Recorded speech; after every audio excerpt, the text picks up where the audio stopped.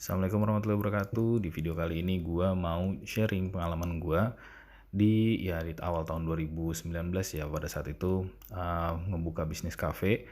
Nah sekarang kali ini gue pengen sharing tentang gimana cara waktu itu gua beli peralatan-peralatan untuk ngisi restoran gua dengan harga yang murah.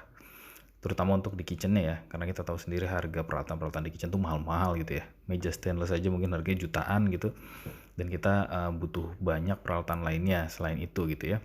Dan di sini gue pengen sharing waktu itu gimana cara gue ngatasinnya gitu, gimana cara gue bikin budget gue itu seminimal mungkin.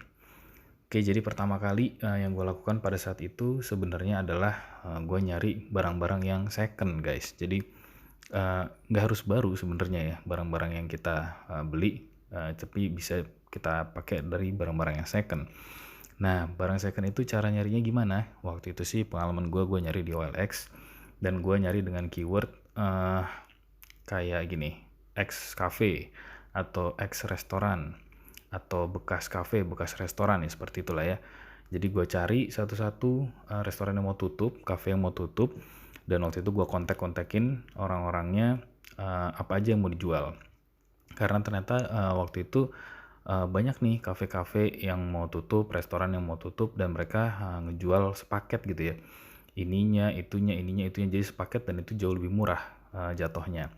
Dan waktu itu juga pengalaman gue, ketika gue pergi ke sana, gue survei, ternyata barangnya masih bagus-bagus. Jadi kebanyakan ternyata memang kafenya juga mungkin ada yang kurang bagus gitu ya hasil usahanya. Jadi masih belum kepake gitu sebenarnya banyak. Waktu itu ada sendok garpu itu sama sekali belum kepake. Ada sekian lusin gue lupa. Dan waktu itu ada banyak lah meja, terus peralatan-peralatan lain itu masih pada belum kepake. Nah dari situ gue coba teleponin satu-satu. Jadi X cafe yang satu, X cafe yang dua, X cafe yang tiga, itu gue teleponin satu-satu, gue listing barang apa aja yang mereka jual. Nah dari situ gue sesuaikan dengan keperluan gue. Ya gue koordinasi sama tim kitchen gue. Habis itu gue listing mana aja barang yang bisa gue ambil dari X cafe pertama, mana barang yang bisa gue ambil dari X cafe kedua, sama yang X cafe ketiga. Dari situ semuanya udah gue booking, deal. Nah waktu itu caranya biar lebih murah, jadinya jatuhnya itu gue janjian di satu hari yang sama untuk ketiga X cafe ini.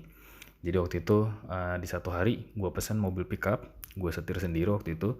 Gue pilih pickup yang bisa lepas kunci, jadi gue setir sendiri. Dari pagi itu udah pergi ke X cafe pertama, deal, bayar, lunasin, ambil barang-barangnya, langsung pergi ke X cafe kedua, lunasin, ambil barang-barangnya, begitu juga di X cafe ketiga, baru langsung gue pergi ke lokasi kitchen gue atau restoran gue. Nah di situ gue drop tuh semua barang-barang yang udah kekumpul dari semua X cafe, dan itu harganya jauh lebih murah.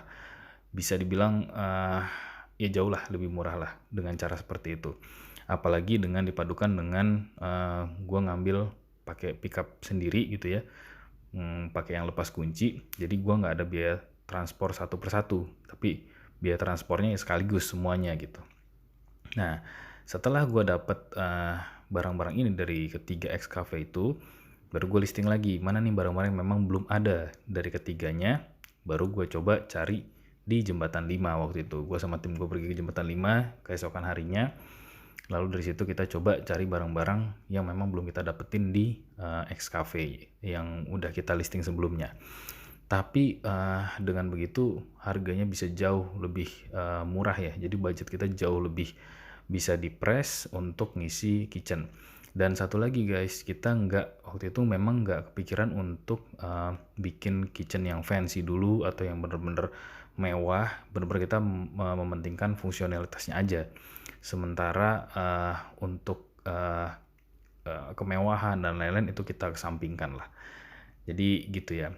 Dan terakhir ada satu lagi sebenarnya untuk piring-piringan. Nah waktu itu kita sebenarnya nyari piring-piringan ini ada ke pabrik ya di daerah Bogor sana, yang mereka sebenarnya suka ngejualin atau suka bikin bazar itu barang-barang yang mereka itu sebenarnya cacat produk ya, cacat produksi, tapi masih bagus-bagus banget. Jadi cacatnya tuh nggak kelihatan gitu. Jadi kadang ada yang baret sedikit dan di bawah gitu, tapi nggak lolos QC mereka. Terus ada yang bentuk piringnya tuh lengkungannya tuh beda-beda gitu, tapi tipis banget, nggak kerasa lah kalau sama kita nggak kelihatan lah. Itu dijual murah-murah sama mereka. Nah itu gue juga pergi ke sana nyari piring-piringan khusus di satu hari. Kita pilih semuanya piring, gelas dan lain-lain dan itu jauh lebih murah. Jadi untuk kalian yang mau memulai, terutama bisnis F&B, budgetnya terbatas, mungkin bisa pakai cara yang gue lakuin di tahun 2019 ini. Semoga bermanfaat. Wassalamualaikum warahmatullahi wabarakatuh.